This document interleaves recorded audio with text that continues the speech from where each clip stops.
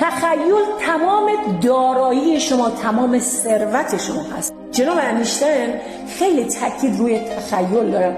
تخیل رو میگه پیشنمایش زندگی که تو درخواست کردی هست، یا ساختی یا شکلش دادی، هر چی که داریم ما بر اساس تخیل برای ما ظاهر شده. پس خیلی مهمه که ما از تخیلمون استفاده کنیم برای خلق و آفرینش خواستهامون. اگر که خواسته ای داریم 16 ثانیه روش تمرکز بکنیم و 16 ثانیه رو به 68 ثانیه برسونیم، در بعد فیزیکی در واقعیت ظاهر خواهد شد، تجلی میابه و قطعا شما لمسش میکنید. وقتی شما تصویر عمیقی از خواسته خودتون دارین و روش تمرکز میکنین و هیجان دارین و با اون خواسته زندگی میکنید، به سرعت اون خواسته رو به سمت خودتون میکشونید. هرچی شفافتر باشه، واضح‌تر باشه، شما سریعتر اون خواسته رو دریافت میکنید.